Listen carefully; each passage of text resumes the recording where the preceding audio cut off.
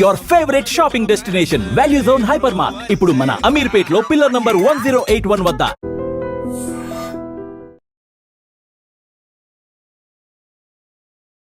Welcome to I dream. నా పేరు లుంబిని. ఈ రోజు మనతో పాటు సీనియర్ స్టాక్ మార్కెట్ ట్రైనర్ ఉన్నారు, ఏఎస్ చక్రవర్తి గారు. Let's talk to him. Hello sir. So last week మనం చేసిన నిఫ్టీ అనాలిసిస్ అనేది ప్రాపర్గా ఆన్ పాయింట్ ఉండే అండ్ అమేజింగ్ రిజల్ట్స్ ఉన్నాయి, చూసాం కూడా. సో ఇప్పుడు చూస్తుంటే లాస్ట్ మనకు నిన్న చూసుకుంటే 24,650 దగ్గర క్లోజ్ అయింది. అండ్ కమింగ్ వీక్ మనము ఎలాంటి లెవెల్స్ ఎక్స్పెక్ట్ చేయొచ్చు అండ్ ఏ అంశాలు ప్రభావితంగా ఉంటాయి ఉంటారు? ఫస్ట్ ఆఫ్ ఆల్ మీకు లుంబిని గారు, మీకు తర్వాత ఈ అవకాశం కల్పించినందుకు ఐ డ్రీమ్ ఛానల్ వారికి ధన్యవాదాలు చెప్పుకుంటూ కార్యక్రమం స్టార్ట్ చేద్దాం. లుంబిని గారు, వాస్తవంగా మనం చెప్పినట్టు నిఫ్టీ లెవెల్స్, రెసిస్టెన్స్ లెవెల్ అద్భుతంగా వర్కౌట్ అయినాయి. మనం ఏ లెవెల్స్ అయితే చెప్పాం ఆ లెవెల్కి వెళ్ళి రెసిస్టెన్స్ క్రాస్ అవ్వడానికి ఆయనకి తిరిగి వచ్చేసినాయి. సో నిన్న ఫ్రైడే మార్కెట్ నిఫ్టీ 24,655 మీద క్లోజ్ అయింది. నెక్స్ట్ వీక్ నిఫ్టీని అసలు ముందు ప్రభావితం చేసే అంశాలు ఏదో చెప్పి తర్వాత మనం డెప్త్ లోతుకి వెళ్దాం. నిఫ్టీ లెవెల్స్ డిస్కస్ చేద్దాం. ఫస్ట్ ఆఫ్ ఆల్ నిఫ్టీని నెక్స్ట్ వీక్ అతి బలంగా ప్రభావితం చేసే అంశాల్లో ట్రంప్ టారిఫ్స్ ఖచ్చితంగా ప్రభావితం చేస్తాయి. ఎందుకు చెప్తున్నా అంటే ఫార్మా మీద 100% రేపు అక్టోబర్ 1వ తారీఖు అమల్లోకి వస్తుంది. అంటే బ్రాండెడ్ ఫార్మాటిక్స్ మొత్తం మీద అయిపోతుంది. ఇది కాక ఇంకొక రూమర్ ఏంటంటే సాఫ్ట్వేర్ సెక్టార్ మీద కూడా తొందరలో వేయబోతున్నాడు. సో రూమర్స్, స్పెక్యులేషన్స్ వచ్చేస్తుంటాయి. అందువల్ల ట్రంప్ టారిఫ్ భయాలు అనేవి మార్కెట్ మీద చాలా తీవ్రమైన ప్రభావితాలు ఉంటాయి, నో డౌట్ దాని గురించి. అది ఫస్ట్ పాయింట్ నెంబర్ 1. ఆల్రెడీ ఇప్పటికే చాలా సెక్టార్ మీద వేసాడు. మీకు ఇవాళ డైమండ్ సెక్టార్ కానీ, జ్యువెలరీ అంటే డైమండ్ జ్యువెలరీ కానీ, తర్వాత అగ్రికల్చర్ సెక్టార్లు అంటే ఫర్ ఎగ్జాంపుల్ మీకు ఆక్వా సెక్టార్ చూడండి, ఆక్వా ఇవాళ ఎట్లా ఉంది, ఫిష్ అండ్ ఆక్వా చాలా దారుణంగా. తర్వాత టెక్స్టైల్, లెదరు, ఇప్పుడు ఫార్మా, నెక్స్ట్ సాఫ్ట్వేర్, ఇట్లా చాలా సెక్టార్లు అనేటువంటివి ట్రంప్ టారిఫ్ ఎఫెక్ట్కి గురవుతాయి, నో డౌట్. అవన్నీ ప్రభావితం చూపిస్తాయి. రెండోది వచ్చేసరికనండి సెప్టెంబర్ 30వ తారీఖున ఎక్స్పైరీ, మంత్లీ కాంట్రాక్ట్లన్నీ ఎక్స్పైర్ అయిపోతున్నాయి.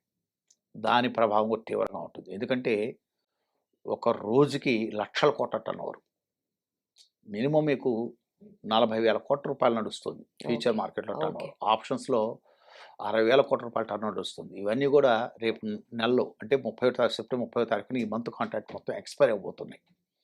అందువల్ల దాని ప్రభావం తీవ్రంగా ఉంటుంది.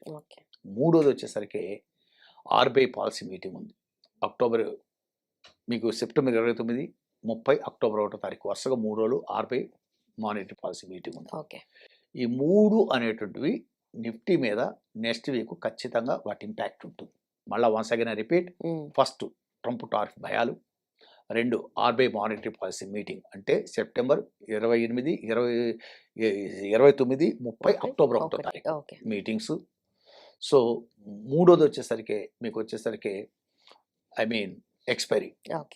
We are very near to the expiry. ఇంకా 2 రోజుల్లో మంగళవారం, నెక్స్ట్ వీక్ మంగళవారం expiry, September 30th expiry. So that's 3 impact ఉంటుంది నిఫ్టీ మీద. సో ఏది ఏమైనా నిఫ్టీలో పొజిషన్స్ తీసుకునే వాళ్ళు కొంచెం ఆలోచించి ఆచితూచే పొజిషన్ తీసుకోమని చెబుతున్నాం. తర్వాత one more important point, it's purely education video, education purpose base చేసుకొని చెప్తున్న వీడియో.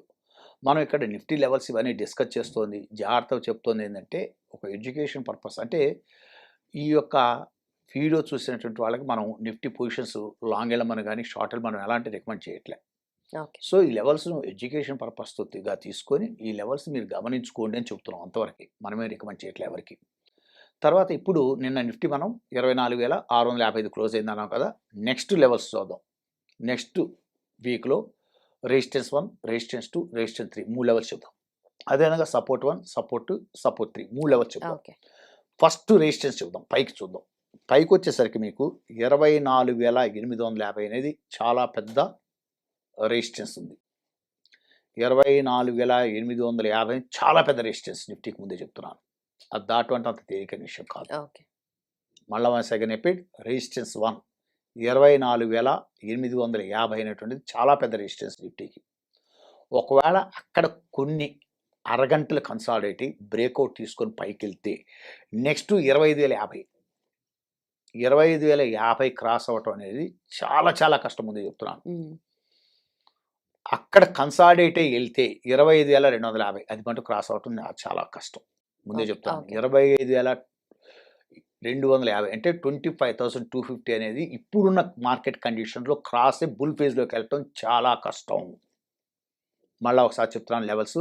రెసిస్టెన్స్ 1 24,850 అది లెవెల్ 1, రెసిస్టెన్స్ లెవెల్ 1. ఓకే. రెండో లెవెల్ వచ్చేసరికి 25,050 చాలా పెద్ద హడ్డీ. ఒకవేళ అది కూడా క్రాస్ అవుతుంది, అక్కడ కొన్ని అరగంటలు కన్సాలిడేట్ లేస్తే పైకి లేచి వెళ్తే 25,250 అక్కడ క్రాస్ చేయడం అనేది చాలా చాలా కష్టం. అది మేజర్ రెసిస్టెన్స్, అది క్రాస్ చేయడం చాలా కష్టం ఇప్పుడున్న కండిషన్స్. ఎందుకంటే కండిషన్స్ మార్కెట్ కన్సిడర్ చేసుకోవాలి. ఓకే. నిఫ్టీ లెవెల్స్ మనం ఎక్స్ప్లెయిన్ చేసేటప్పుడు అది మనసులో పెట్టుకోండి. మరి కిందకు జారితే ఎక్కడికండి? ఒకవేళ నిఫ్టీ కనుక ఆర్బీఐ మీటింగ్ ఏదన్నా మీకు రెపో రేట్లు కానీ సిఆర్ఆర్ కట్ అవ్వదు, మేబీ నాకు తెలిసి 1% ఆల్రెడీ డిక్లేర్డ్, ఓకే. అది కట్ అవుతూ వెళ్ళాలి 25 basis points every month. So bank rates already అనుకున్నంత కట్ అయినాయి. సో ఇన్ఫ్లేషన్ కంట్రోల్లో ఉంది. సో గ్రోత్ రేట్స్ బాగానే ఉన్నాయి.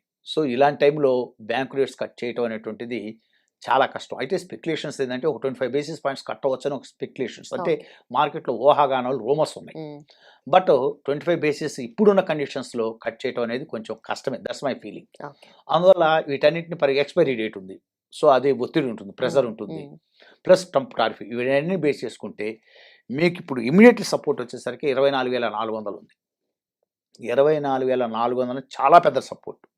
ఒకవేళ maybe it may break down 24,200 దగ్గర ఆగాలి. ఒకవేళ 24,200 దగ్గర కనుక బ్రేక్ డౌన్ కొట్టేసి కిందకి వెళ్ళిపోతే 23,900 ఇట్టి పరిస్థితిలో కట్టలేసి ఆగిపోవాలి. ఓకే. అక్కడ ఆగలేదు అంటే మటుకు ఆల్మోస్ట్ ఆల్ నిఫ్టీ తీరుకోవటం చాలా కష్టం. స్ట్రైట్ అవే 23,300 కొట్టేసుకుని వెళ్ళిపోతారు. 23,300, 24,400 సపోర్ట్ 1, 24,200 సపోర్ట్ 2, సపోర్ట్ 3 23,900 సపోర్ట్ 3 23,900 అంటే 23,900. అది కన్నా బ్రేక్ డౌన్ కొడితే స్ట్రైట్ అవే వెళ్ళిపోతుంది. 23,000 మీకు నాన్ స్టాప్ వెళ్ళిపోతుంది. 23,300కి వెళ్ళిపోతుంది. 600 కొట్టేసుకొని వెళ్ళిపోతారు. స్ట్రైట్ అవే వెళ్ళిపోతుంది. అసలు ఓవరాల్గా చెప్పాలంటే, ఇంకో మాట చెప్పాలంటే, టెక్నికల్గా అంటే టెక్నికల్ అనాలిసిస్ అనేది ఒక డేటా అనాలిసిస్. డేటాని అనలైజ్ చేసి, అంటే డేటాని డైరెక్ట్గా అనలైజ్ చేయలేం కాబట్టి చార్ట్లో కన్వర్ట్ చేసి వరకు ఉంటే analyse some statistical arithmetic equations apply చేస్తే నిఫ్టీ చాలా వీక్గా ఉంది. ఇంటర్నల్గా చాలా చాలా వీక్గా ఉంది. ఒకవేళ నిఫ్టీ బౌన్స్ అయినా కూడా టెక్నికల్ బౌన్సెస్ అంటారు వాటిని, లేదు షార్ట్ కవరింగ్ ర్యాలీస్ వస్తాయి అంతే. అంతేగాని వెంటనే నిఫ్టీలో అయిపోయింది, కరెక్షన్ అయిపోయిందని ఎంటర్ అవ్వటానికి ప్రయత్నం చేయకూడదు. ఇది ప్యూర్లీ ఒక ఎడ్యుకేషన్ పర్పస్తో నేర్చుకునే వాళ్ళకి, అంటే మీరు పొజిషన్స్ తీసుకో వాళ్ళకి మనం చెప్పట్ల, మనం పొజిషన్ తీసుకోమని ఏ టైంలోనూ షార్ట్ వెళ్ళని లాంగ్ వెళ్ళని మనం ఈ వీడియోలో ఆ పర్పస్ కోసం రిలీజ్ చేస్తున్న వీడియోస్ కాదు, ఇవన్నీ only for education purpose videos. అర్థమైందా? So that's why the people who want observe these levels, అర్థమైందా? వాళ్ళు అర్థం చేసుకోవాల్సిందంటే ఇప్పుడున్న మార్కెట్ కండిషన్స్లో ఏదైనా ఒక చిన్న లిటిల్ బిట్ ర్యాలీ వచ్చినా, లిటిల్ బిట్ బౌన్సెస్ వచ్చినా కూడా అవి షార్ట్ కవరింగ్ బౌన్సెస్ అనుకోండి. అంతేగాని ఒక ర్యాలీ మళ్ళీ అయిపోయింది, కరెక్షన్ అయిపోయింది, వెళ్ళిపోతుందని హడావుడిపడి అత్యంత తొందరపడి మీరు లాంగ్ వైపు వెళ్ళటానికి కానీ అంత తొందరగా ప్రయత్నం చేయకూడదు. ఏదైనా ఒక టెక్నికల్ బౌన్స్ అయితే, ఇప్పుడు నేను చెప్తున్నా రెసిస్టెన్స్ 1, రెసిస్టెన్స్ 2, రెసిస్టెన్స్ 3 ఆ లెవెల్కి వస్తే మళ్ళా వాళ్ళు ఓసారి నిఫ్టీ కిందకి వెళ్తుందని గమనించుకొని ఆటోమేటిక్గా చూడండి, పొజిషన్స్ చేసుకోవడానికి ప్రయత్నం చేయండి. Okay, thank you so much sir to given this opportunity. Okay, thank you.